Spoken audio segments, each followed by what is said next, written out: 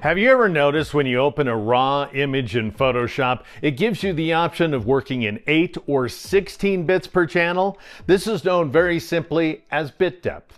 Bit depth does not provide you with a broader range of colors. The darkest color is always black and the lightest is always white. What bit depth gives you is higher dynamic range, meaning that you have more tonal values, which translate to colors, in between. My guess is that you spent most of your life in Photoshop working at 8 bits per channel, which is fine. This video is about why you might want to up your game to 16 bits today.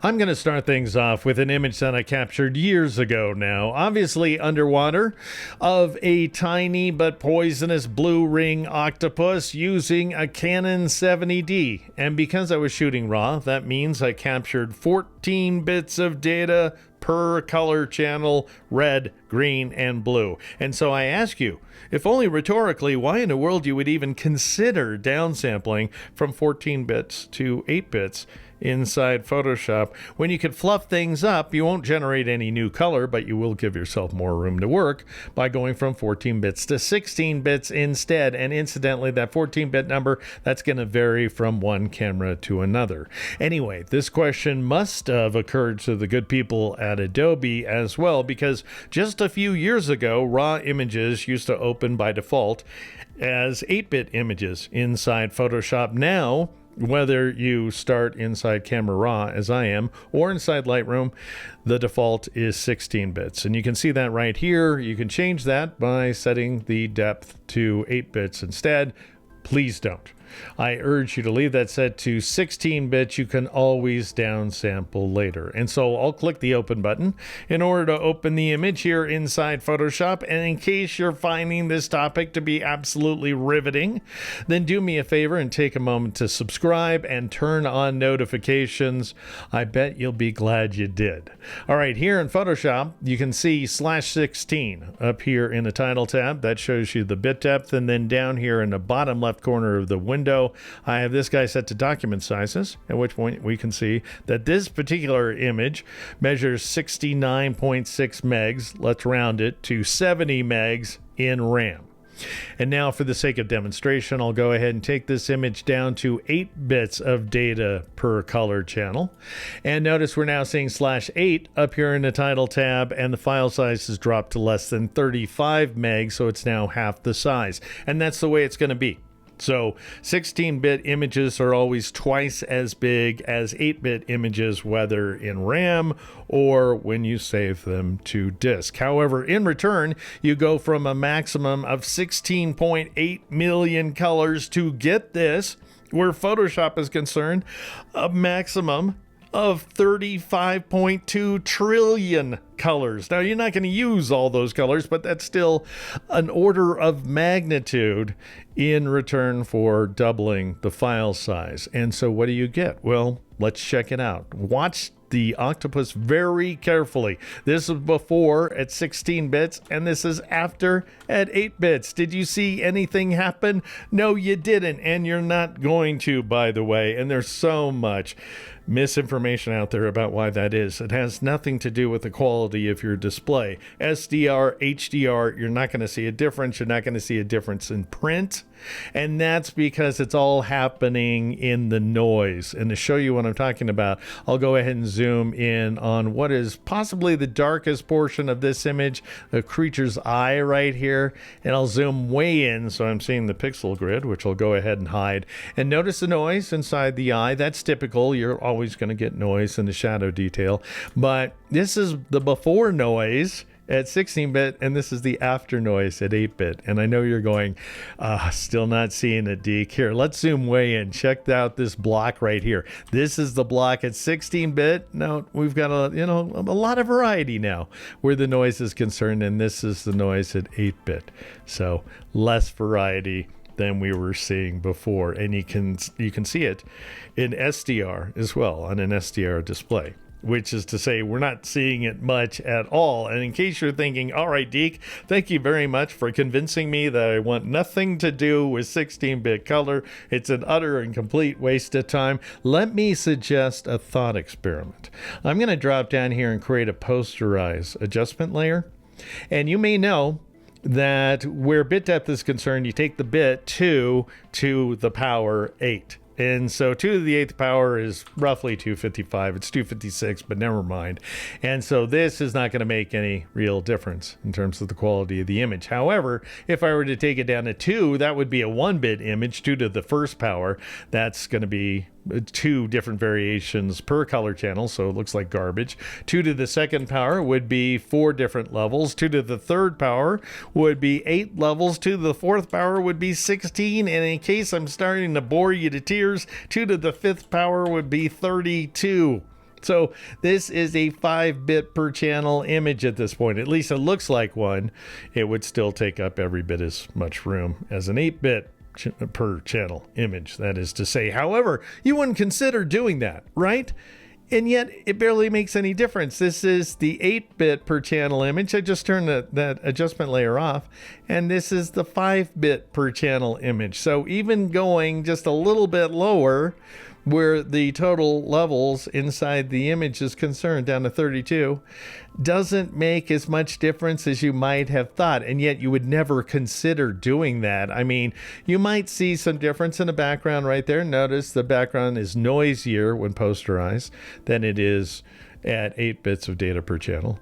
And we're definitely going to see a difference in the creature's eye. Once again, I'll go ahead and zoom in on that guy right here so you can see it's quite posterized, whereas it's quite smooth without that layer. But when taken in from a distance or when printed, you're not going to see much of any difference at all. But I want to emphasize, you would never consider doing such a crazy thing.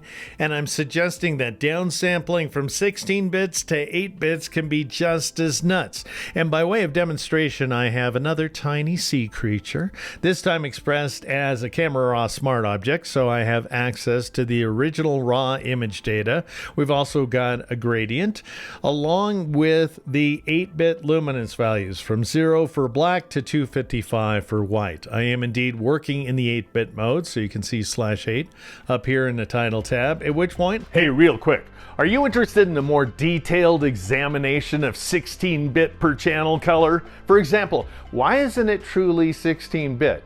Why does Photoshop express it as 15-bit color plus 1, which actually robs you of more than 200 trillion possible color variations? To learn all about this and more, join my Patreon, which is patreon.com/DeekNow. And now, back to why you might want to upgrade to what Photoshop at least calls 16 bits per channel color today. Let's have some fun. I'll go ahead and create a levels adjustment layer that I'll call compress, because I'm going to be compressing the luminance information by changing the output levels value. Notice that 127 is medium gray, so I'll change this first value to 127, and then I'll tab to the second value and change it to something not much higher, 140. So that we have barely any luminance information left. Now I'll apply a kind of reciprocal opposite levels adjustment layer that I'll call expand, and I'll change the first black point value right there to 127. So same thing we applied before, but to the input values instead of output. And then I will change the white point value to 140. And we end up regaining all of the color information, as you can see right here, but we lose luminance, and so we end up with a ton of stair-stepping inside of the gradient and all kinds of posterization inside the photographic image. And this applies not only to luminance data, by the way, but to opacity data as well. So notice, I'll turn those off and turn on this group right here, and as you can see, it's really a fuzzy circle, so all the variation is happening in terms of differences in opacity, levels of translucency, if you will, and it's set against a white background. And notice I can compress that and then expand it, and I end up with opacity banding.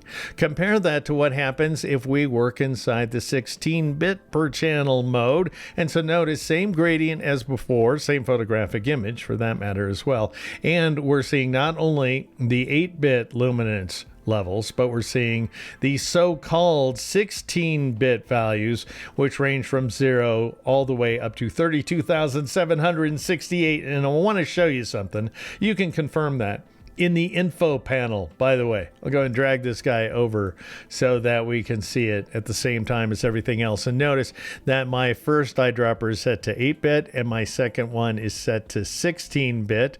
And so, go ahead and drag this over again. If I hover up here at the bottom, everything is ultimately 0. So the RGB values are 0 across the board, both for 8-bit and 16-bit. But then when I move my cursor up here in the white zone, the RGB values are 255 apiece, and in 8-bit that is, and in 16-bit they read 32,768. And so I just want you to see where I'm getting that information from, because when you work with an adjustment layer, as we're about to see, you still work with 8-bit values. And so I'll go ahead and apply that same levels adjustment layer of compress, and I will take the output levels value to 127. So again, we're working with 8-bit values, but they have 16-bit repercussions.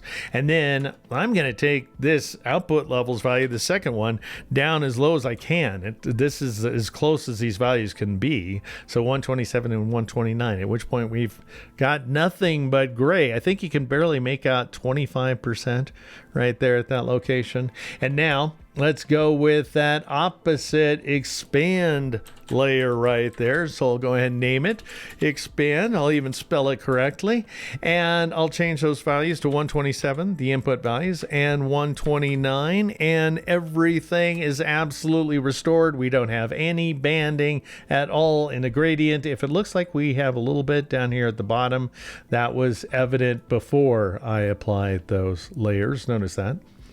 And so everything looks the same. Now, there is all kinds of stuff going on in the background. I am fundamentally kind of destroying the image using the so-called non-destructive adjustment layers. However, I'm not seeing the repercussions because I have such a big, generous playground in the form of 16 bits of data per channel. And by the way, this does apply to opacity as well. So go ahead and turn off those layers, turn on that fuzzy circle, compress it, and then expand it, and all is well. So even though you may not decide to go this nuts with your modifications, you can do anything that you like. Now, I'm not suggesting that you open your existing images and convert them from 8 bits to 16 bits. As often as not, that's just going to double the file size without providing any benefit. What I showed you is what you might want to do moving forward.